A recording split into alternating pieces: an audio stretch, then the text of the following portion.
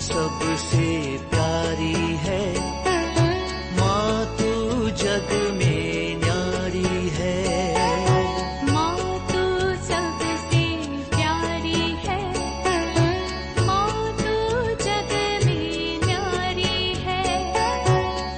अपने आंचल में रखना, अपने आंचल में रखना, हमें वरदानों से भरना। माँ तू सबसे प्यारी है, माँ तू जग में न्यारी है। माँ तू सबसे प्यारी है, माँ तू जग में न्यारी है। पिता, पुत्र और पवित्र आत्मा के नाम पर आमीन। आप सबों को जय यीशु। हम लोग पवित्र आत्मा के विषय में मन चिंतन कर रहे हैं। संत योहन का पहला पत्र अध्याय 4 वाक्य 1। प्रिय भाइयों, प्रत्येक आत्मा पर विश्वास मत करो, आत्माओं की परीक्षा कर देखो कि वे ईश्वर के हैं या नहीं, क्योंकि बहुत से झूठे नबी संसार में आए हैं। प्रत्येक आत्मा पर विश्वास मत करो, आत्माओं की परीक्षा कर कर देखना है वो ईश्वर के है या नहीं है। अनेकों बार ये सुनने में आता है, कुछ अन्य कलीसिया के लोग एक सवाल पूछते रहता है, क्या आपको आत्मा मिला है? क्या आपको आत्मा मिला है? तो ये सुन सुन करके मैं भी कई बार रेट्रीट वगैरह में जब भाषण वगैरह देते हैं, विशेषकर जो पवित्र आत्मा का क्लास लेते हैं, लोगों से यही सवाल करता हूं, कितने लोगों को पवित्र आत्मा मिला है? हाथ ऊपर करो। लोग डाउट में रहता है, आत्मा मिला है कि नहीं मिला, नहीं मिला है। अनेकों बार मैंने ये देखा, लोग हिचकिचाते हैं, उसका जवाब नहीं दे पाते, हाथ नहीं ऊपर उठाते। और एकादा अगर हाथ ऊपर उठाया, मुझे पवित्र आत्मा मिला, तो मैं पूछता हूं कब मिला है, आपको कैसे मालूम? तो उनका जवाब, अधिकतर जवाब यही होता है, मैं फलाना प्रार्थना में गया, या फलाना जगह पर गया, या फलाना रिट्रीट में भाग लिया, उस समय पर मुझे ये अनुभव हुआ, ऐसा ऐसा हिल रहा था बहुत ज्यादा, वहां मुझे पवित्र आत्मा मिला। तो लोगों के मन में एक गलत धारणा रखा है, पवित्र आत्मा आने का अर्थ है शरीर को हिलाना। ये प्रोटेस्टेंट जब कलीसियाएं शुरू हुआ, उन लोगों का कोई सिखाने वाला, कोई सही गाइडेंस देने वाला कोई नहीं है। अपना अपना मर्जी का कुछ भी वे लोग कर सकते हैं, कुछ भी सिखा सकते हैं, कुछ भी कर सकता है। तो वहां पर ये हिलने का ये जो कार्य है जो शुरू किया, उसको देख करके बहुत लोग जबरदस्ती अपने हाथ पैर सब हिला करके पवित्र आत्मा को दिखाता है। अन्य लोगों के सामने मैं पवित्र आत्मा से भरा ये दिखाने के लिए अपने हाथों को हिला करके दिखाना, एक प्रकार का मेरे विचार में एक शैतानी हरकत है। इसलिए पवित्र बाइबल में लिखा हुआ है, प्रत्येक आत्मा पर विश्वास नहीं करना। आपको इस प्रकार हिला रहा है और जमीन पर रोल हो रहा है, चीख रहे चिल्ला रहा है, कोई कंट्रोल नहीं, इस प्रकार का है, वो आत्मा पवित्र आत्मा नहीं हो सकता, वो दुष्ट आत्मा हो सकता है। क्योंकि पवित्र बाइबल में कहीं भी हम लोग इस प्रकार का पवित्र आत्मा का एक स्वभाव नहीं देखते। लोगों को तकलीफ देने वाला आत्मा नहीं है पवित्र आत्मा। और दूसरी बात है, आपको पवित्र आत्मा मिला है कि नहीं मिला, आपके पास उसका जवाब होना चाहिए। पवित्र आत्मा, जैसे मैंने पिछले क्लास में, कल के क्लास में कहा था, पुराने विधान के अंदर चुने चुने लोगों को देता हुआ हम लोग पुराने विधान के अंदर पढ़ते हैं। लेकिन नए विधान के अंदर, विशेषकर पेंतिकोस्त के समय पर जितने भी लोग प्रार्थना में थे, सब लोगों पर उतरा करके भी हम लोग पढ़ते हैं। और अन्य कई जगहों पर हम लोग पढ़ते हैं, अनेकों लोगों को पवित्र आत्मा देता हुआ। और नबी जोएल के द्वारा भविष्यवाणी की गई थी, अंतिम दिनों में सबों पर उतरेगा, दास दासियों पर भी उतरेगा, अमीर पर भी उतरेगा, पढ़े लिखों के ऊपर भी उतरेगा, बच्चों पर भी उतरेगा, बूढ़ों पर भी उतरेगा। तो हम पर पवित्र आत्मा क्यों नहीं उतरा? लोग हिचकिचाते हैं, डरते हैं ये बताने के लिए, हाँ मुझे पवित्र आत्मा मिला है, क्योंकि उनको जानकारी नहीं है। पवित्र आत्मा कब मिलता है, कैसे मिलता है, इसको हमें सीखना जरूरी है। इसके बाद हम धैर्य के साथ बोल सकते हैं, हाँ मुझे पवित्र आत्मा मिला है, मैं पवित्र आत्मा से संचालित व्यक्ति हूं।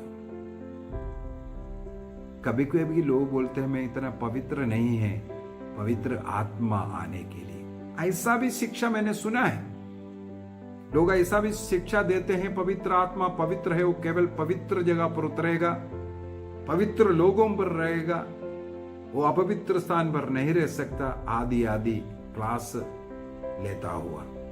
ये भी गलत शिक्षा है। पवित्र आत्मा इसलिए आता है, एक अपवित्र व्यक्ति में उतरता है ताकि उसे पवित्र करने के लिए। पवित्र आत्मा के बगैर हम लोग पवित्र नहीं बन सकता। पवित्र आत्मा के बगैर हम अपने पापों को स्वीकार नहीं कर सकता। पवित्र आत्मा के बगैर हम प्रभु ईसा मसीह को अपने मुक्तिदाता के रूप में स्वीकार नहीं कर सकता। पवित्र आत्मा के बगैर प्रभु के वचन के अनुसार हम नहीं चल सकता। पवित्र आत्मा के बगैर हम जो अच्छे अच्छे कार्य, सेवा का कार्य कर रहा है, पवित्र आत्मा के बगैर हम वो कार्य नहीं कर सकता। इसका मतलब हमें पवित्र आत्मा मिला है। पवित्र आत्मा हमें पवित्र करने के लिए आते हैं। ये विचार मन से छोड़ दो, केवल पवित्र व्यक्तियों को मिलता है, पवित्र व्यक्तियों को नहीं, बल्कि अपवित्र व्यक्ति को पवित्र बनाने के लिए वो आता है। पवित्र व्यक्तियों में भी है। मेरे कहने का तात्पर्य है, आप अपने मन में यह ना सोचे मैं इस लायक नहीं, मैं इस योग्य नहीं, मैं इतना पवित्र नहीं, पवित्र आत्मा मुझ में आए। ये गलत विचार है। पवित्र आत्मा ईश्वर हमें पवित्रता की ओर लेके जाने के लिए, पवित्र बनाने के लिए, सत्य की ओर लेके जाने के लिए। सत्य की ओर लेके जाने का मतलब है हम असत्य में हैं, हम पाप में हैं, तो वहां से हमें उठा करके सत्य की ओर लेके जाने के लिए। हम अंधकार में, हमें अंधकार से प्रकाश की ओर लेके जाने के लिए ये पवित्र आत्मा आता है। तो पवित्र आत्मा हम सबों को मिलता है। एक दिन पुराना विधान के अंदर देखो, मूसा नबी, कहीं भी लिखा है क्या मूसा नबी को ऐसा ही पवित्र आत्मा प्रभु ने दिया? मैंने तो नहीं पढ़ा है।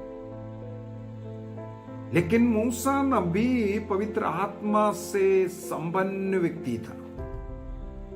पवित्र आत्मा की शक्ति के द्वारा ही वो लाल सागर को विभाजित किया।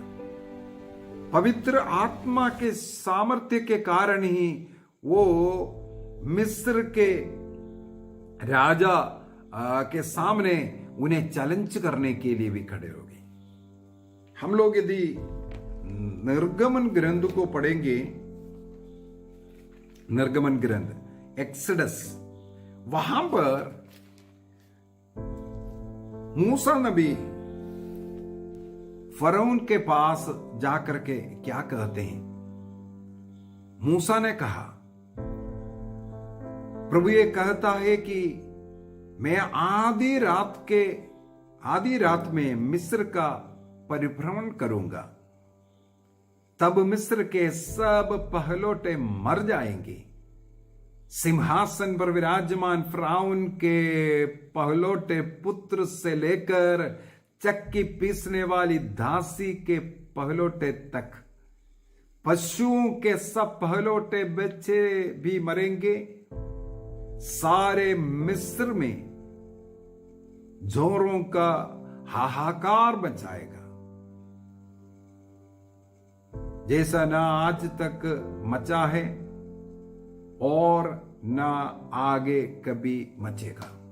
इसके बाद वाक्य 7 के अंदर, एक्सोडस चैप्टर 11:7, परंतु इस्राएल के विरुद्ध चाहे मनुष्य हो या चाहे पशु, एक कुत्ता भी नहीं भौंकेगा। इससे आप जान जाएंगे कि प्रभु मिस्रियों और इस्राएलियों में भेद करता है। तब आपके सब पदाधिकारी मेरे पास आएंगे और प्रणाम करते हुए कहेंगे कि आप और वे सब लोग जो आपके अनुवर्ती है वह चले जाएं।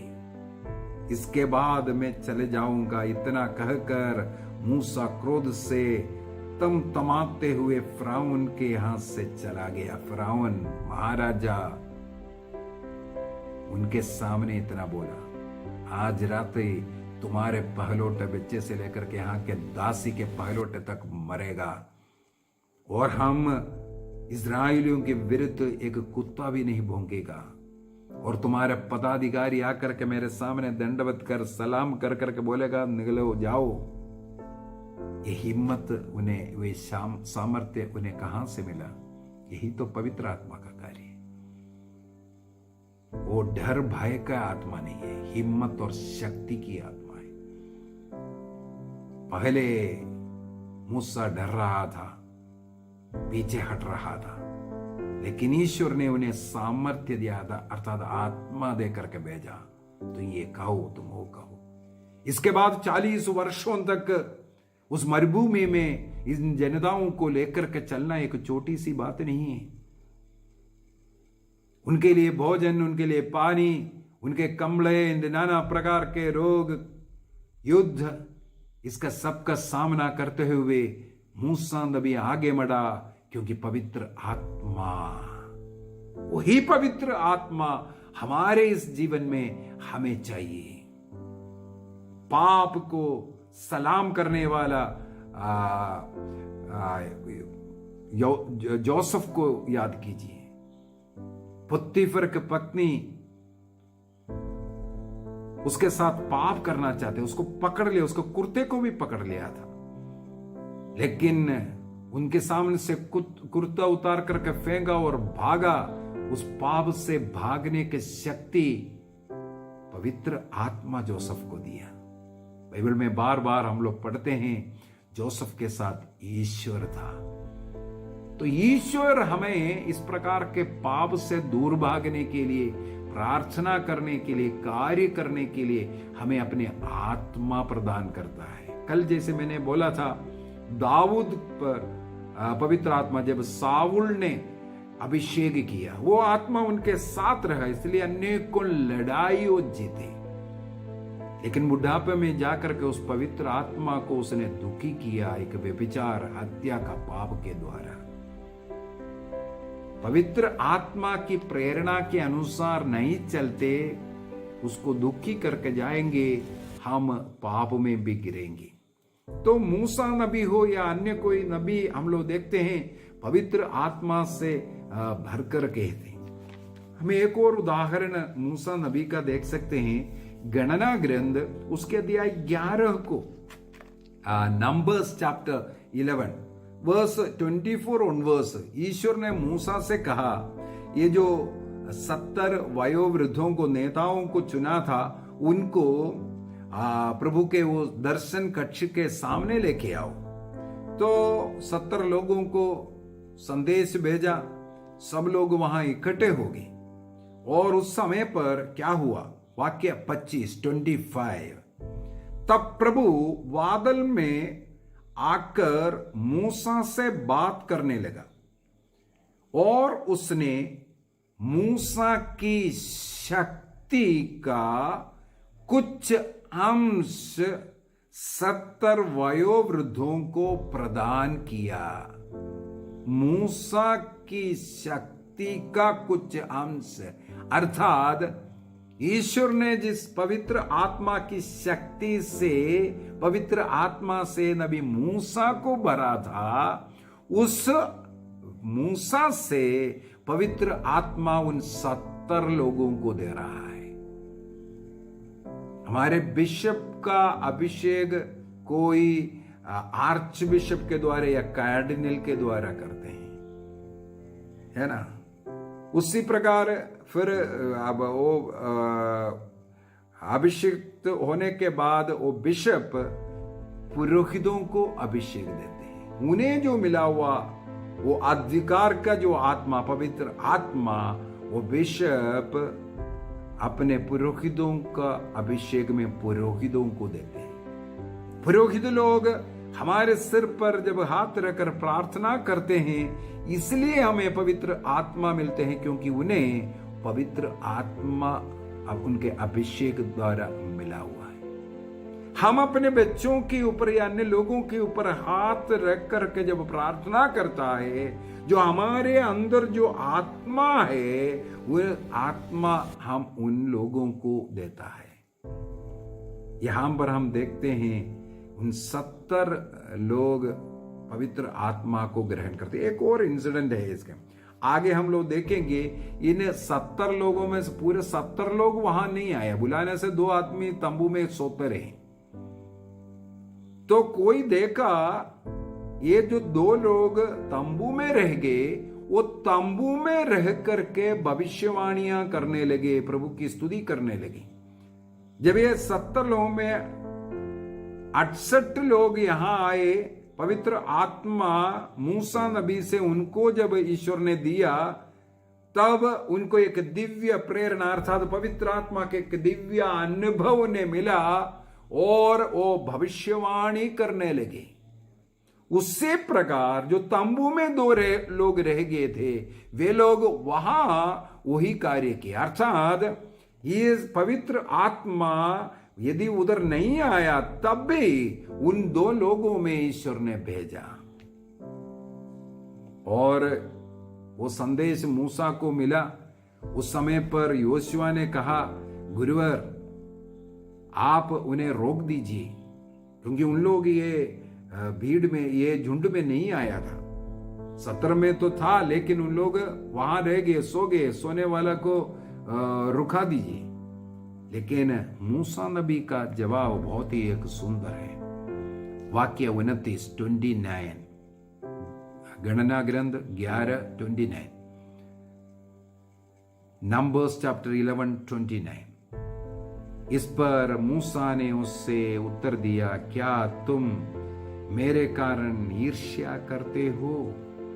अच्छा यही होता कि प्रभु सबों को प्रेरणा प्रदान करता और प्रभु की सारी प्रजा भविष्यवाणी करती। मूसा नबी कहते हैं केवल 70 को नहीं, पूरे इस्राएल के लोगों को पवित्र आत्मा मिली होती, कितना अच्छा है। यही पेंतेकोस्त के दिन में हुआ है।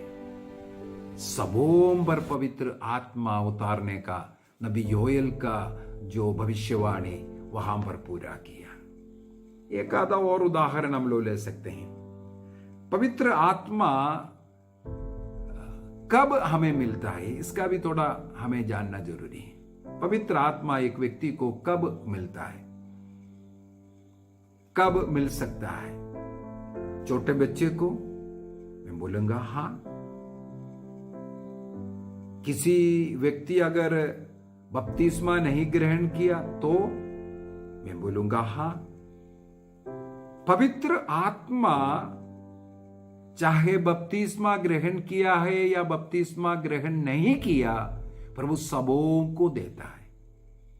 यदि हम कर्नेलियस के घर के घटना प्रेरित चरित्र अध्याय 10 में, एक्ट्स चैप्टर 10 में हम लोग पढ़ते हैं किस प्रकार कर्नेलियस को दिव्य दर्शन मिला, पेतरुस को भी दिव्य दर्शन मिला और कर्नेलियस ने पेतरुस को अपने घर में बुलाते हैं। वहां पर पेतरुस आकर के प्रभु का वचन सुना रहे थे। कर्नेलियस एक गैर यहूदी व्यक्ति है, अन्य जाति के व्यक्ति है। वो और उनके परिवार में इकट्ठे लोग जब पेतरुस से वचन सुन रहा था, प्रेरित चरित्र अध्याय 10 वाक्य 40 से अगर हम पढ़ेंगे, 44 में हम लोग पढ़ते हैं, पवित्र आत्मा उन सुनने वालों पर उतर गया। सब लोग भविष्यवाणी करने लगे, प्रभु की स्तुति पवित्र आत्मा से भर करके।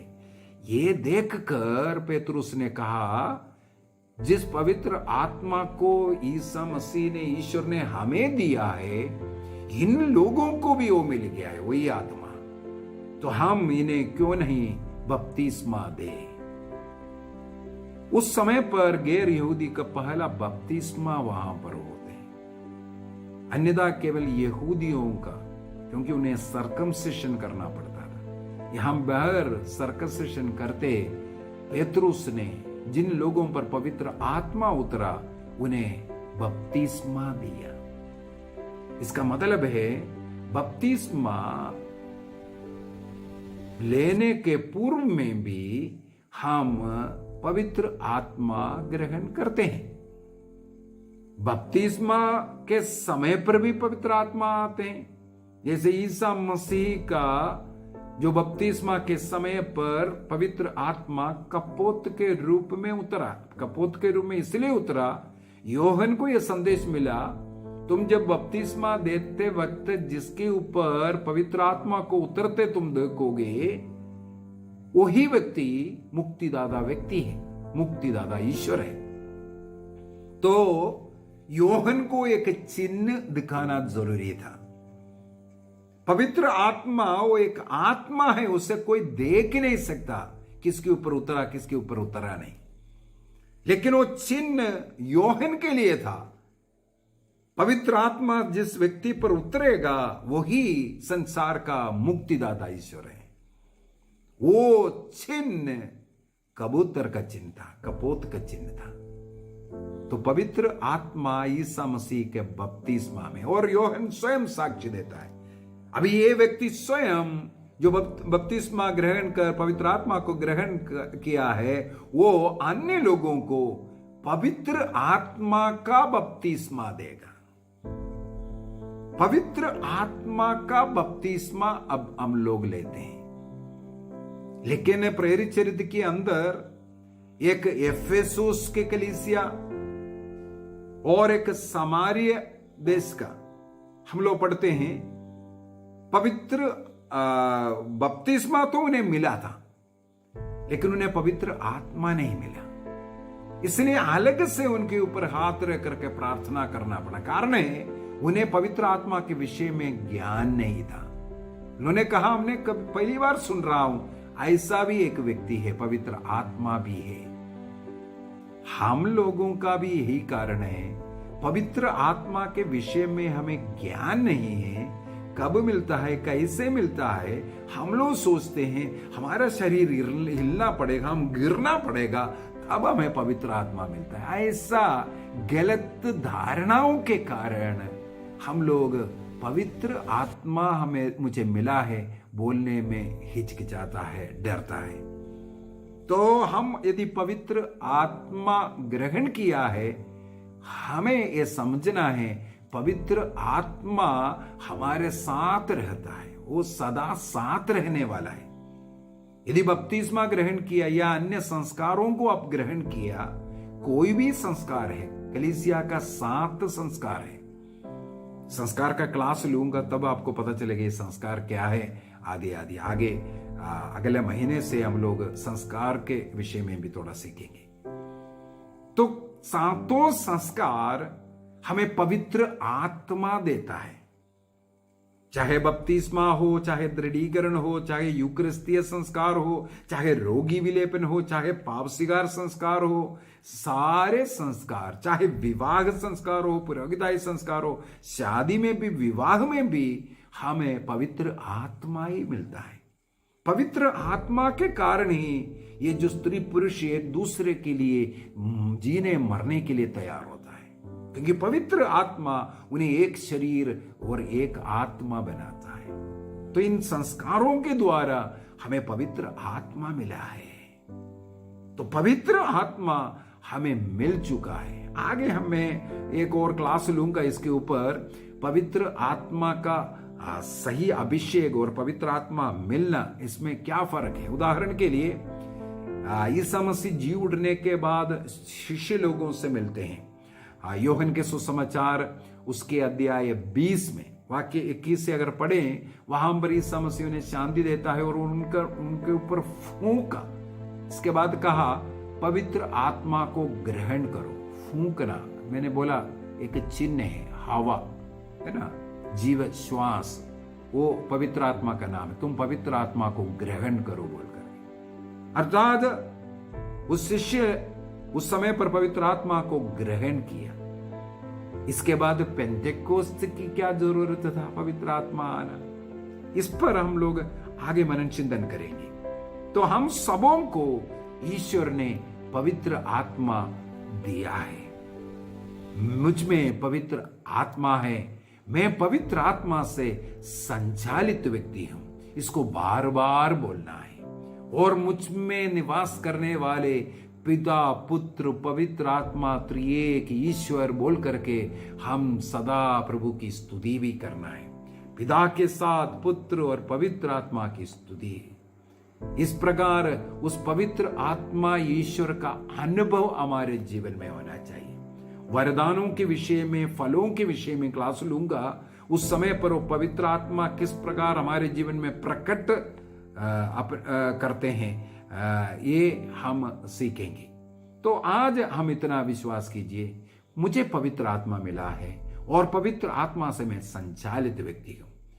पवित्र आत्मा मेरे बपतिस्मा के समय पर, अन्य जो संस्कारों को ग्रहण करते वक्त, या पवित्र आत्मा जिस पर कर्नेलियस के घर में केवल वचन सुन रहा था, जब आप बाइबल पढ़ते हैं पवित्र आत्मा आप में आता है। जब आप वचन को अभी सुन रहा है, पवित्र आत्मा आप पर आता है। मैंने अनेकों चमत्कारों को देखा, केवल वचन सुनाते हम लोग। वचन सुनाते वक्त नाना प्रकार के बीमार ग्रस्त लोग चंगाई प्राप्त करते हैं। एक बार मैंने अपने आंखों से देखा, एक अपाहिज लड़का, 24 साल करीब का एक लड़का है, उसका शरीर हाथ पैर बिल्कुल हिलता नहीं था, ऐसा अपाहिज पड़ा हुआ एक लड़का। जब रिट्रीट के समय पर वचन सुनते सुनते उठ करके चलना, दौड़ना शुरू किया, कूदना शुरू किया। वो शक्ति कहां से आया?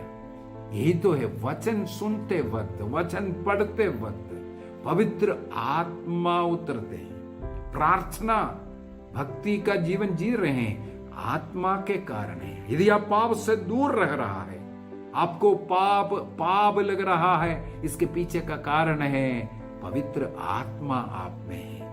यदि आप झूठ बोलते जा रहे हैं, आपको कुछ भी फर्क नहीं है, आप गालियां दे रहा है, बड़े बड़े पाप करते जा रहे हैं, लेकिन कोई फर्क नहीं है, तब ये चिन्ह है आप पवित्र आत्मा से संचालित नहीं। यदि पाप के रूप में आप देख पा रहा है, पाप से दूर रह पा रहा है, दूसरों की सेवा कर पा रहा है, आप प्रार्थना कर पा रहा है, इस प्रकार के एक अच्छे जीवन जी रहा है, तो आप समझ लीजिए आपको पवित्र आत्मा मिला है और पवित्र आत्मा से आप संचालित हैं। मिला तो सबों को है और पवित्र आत्मा से संचालित हैं। पिता, पुत्र और पवित्र आत्मा के नाम पर आमीन। आप सबों को जय यीशु।